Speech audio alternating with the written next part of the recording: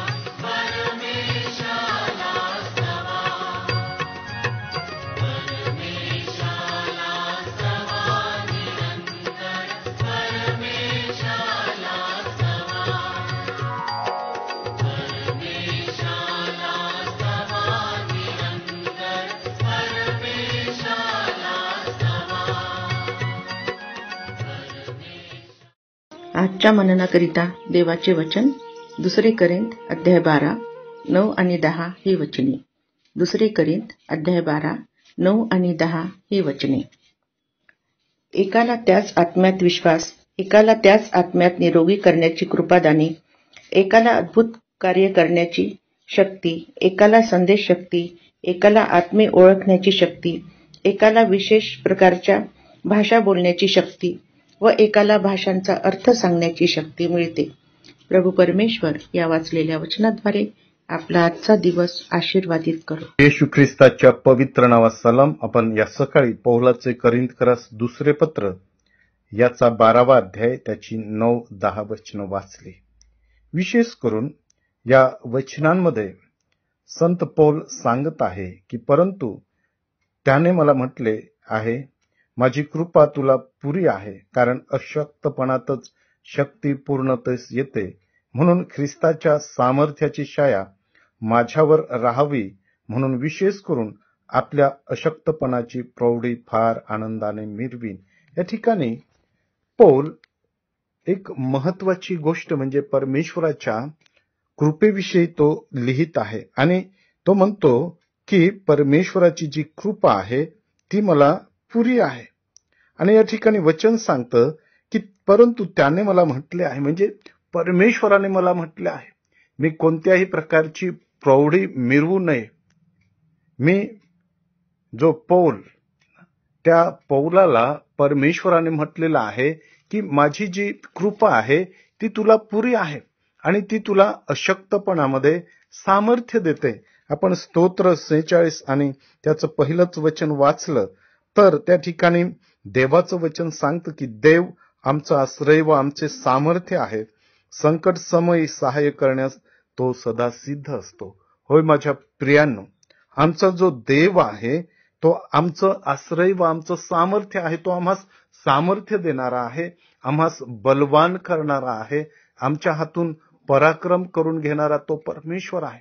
ज्यावेळेस आम्ही आध्यात्मिकरित्या आणि शारीरिकरित्या अशक्त होतो त्यावेळेस परमेश्वराची कृपा जी आहे ती आमच्यासाठी पुरी आहे. कारण परमेश्वर त्या अशक्तपणात आम्हाला शक्ती देतो, सामर्थ्य देतो. का? कारण बऱ्याचदा आम्ही आमच्या शक्तीने, आमच्या बुद्धीने काही गोष्टी करण्याचा प्रयत्न करतो आणि आम्ही अपयशी ठरतो.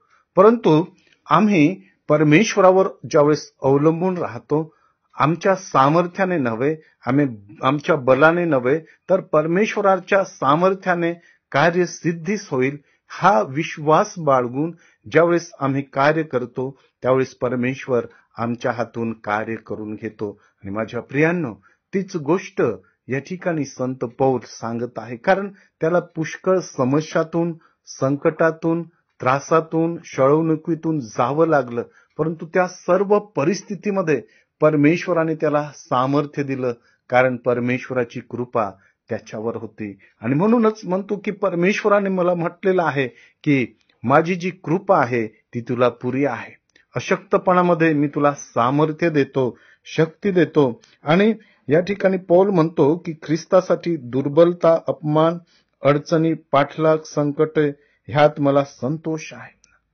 परमेश्वरासाठी, ख्रिस्तासाठी दुःख सहन करणे ह्यातच मला आनंद आहे. आणि आपण पाहतो की डोंगरावरील प्रवचनामध्ये प्रभू येशू ख्रिस्त 5व्या अध्यायामध्ये म्हणतो की जेव्हा लोक तुमची निंदा व छळ करतील तेव्हा तुम्ही धन्य, आनंद करा, उल्हास करा. होय माझ्या प्रियांनो, संकटामध्ये, समस्येमध्ये, छळवणुकीमध्ये आपण आनंद करावा, कारण परमेश्वराची कृपा माझ्या आणि तुमच्यासाठी पुरी आहे. देवा, ही वचनं आपणासाठी आशीर्वादित करो. आपण प्रार्थना करूया. स्वर्गीय पित्या, तुझी स्तुती करतो, तुला धन्यवाद देतो. खरोखर तुझी जी कृपा आहे, जी विपुल आहे ती आमच्यावर झालेली आहे आणि आम्हास आमच्या संकटामध्ये, आमच्या सर्व प्रकारच्या छळवणुकीमध्ये आनंद देणारे आहे.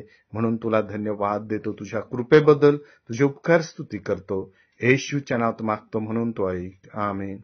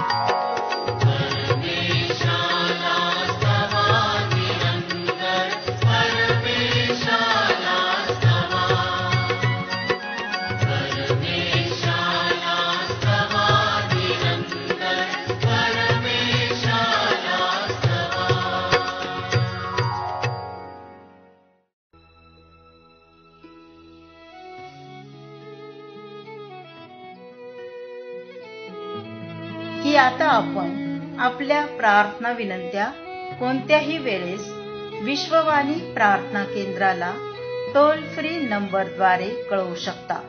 आमचा टोल फ्री नंबर 1-800-2700-333.